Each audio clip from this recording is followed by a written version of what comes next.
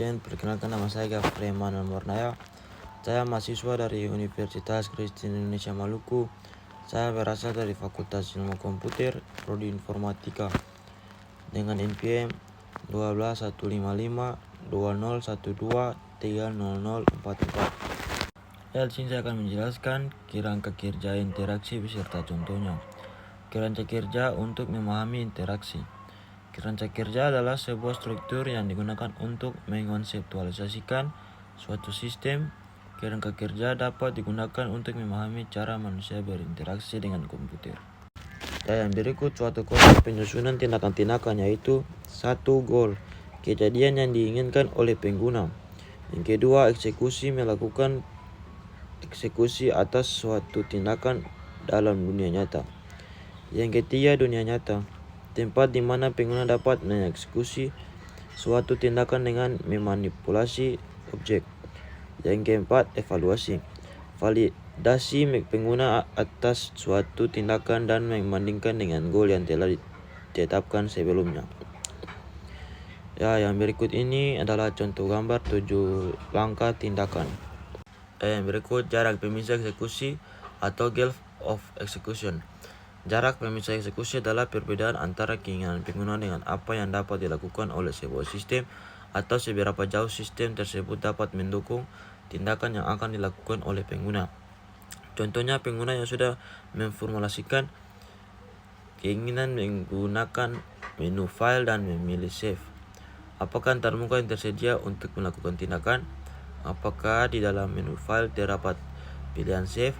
Jika tidak terdapat, maka terdapat jarak pemisah eksekusi antara keinginan pengguna dengan yang dapat dilakukan oleh sistem. Yang berikut gap of evaluation. Tingkat kesulitan yang dihadapi pengguna untuk mengartikan status sistem dan seberapa jauh desain objek yang dimiliki antar muka mendukung pengguna untuk menemukan dan menginterpretasikan status sistem. Jarak pemisah evaluasi atau gap evaluation, contohnya slider yang menunjukkan status instalasi program. Kerangka kerja interaksi. Siklus tindakan eksekusi atau evaluasi berfokus pada cara pandang pengguna tentang interaksi. Komponen utama yaitu 1. Sistem atau S, menggunakan bahasa mesin. Berikut pengguna atau P, menggunakan bahasa tugas. Yang berikut masukan atau M, menggunakan bahasa masukan. Yang berikut keluaran atau K, menggunakan bahasa keluaran.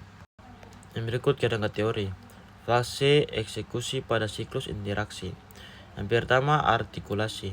Pengguna memformulasikan sebuah goal yang kemudian dinyatakan dalam bahasa masukan. Yang kedua, pengerjaan. Bahasa masukan diterjemahkan ke dalam bahasa mesin atau dikerjakan oleh sistem. Yang ketiga, penyajian. Sistem menyajikan hasil operasi yang menggunakan bahasa mesin dan menggunakan bahasa keluaran. Fase evaluasi pada siklus interaksi.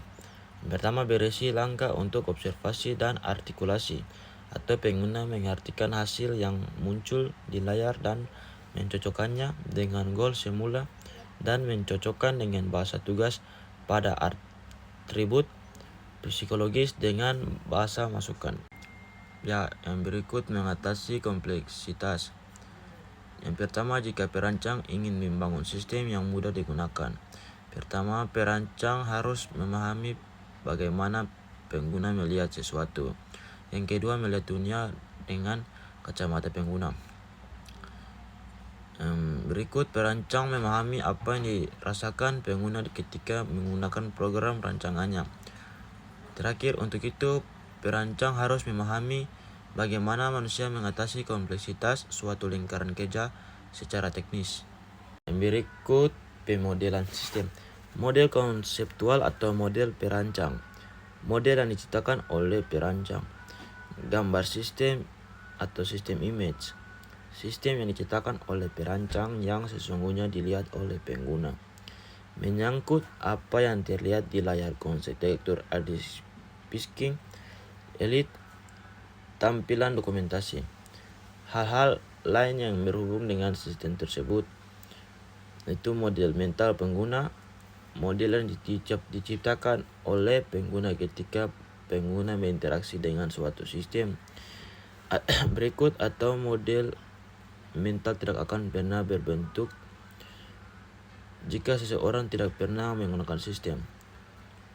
Ya, inilah pemodelan sistem kedua. Dan juga ada contoh gambaran pemodelan. Referensi yang saya ambil ada di deskripsi video saya. Sekian dan terima kasih.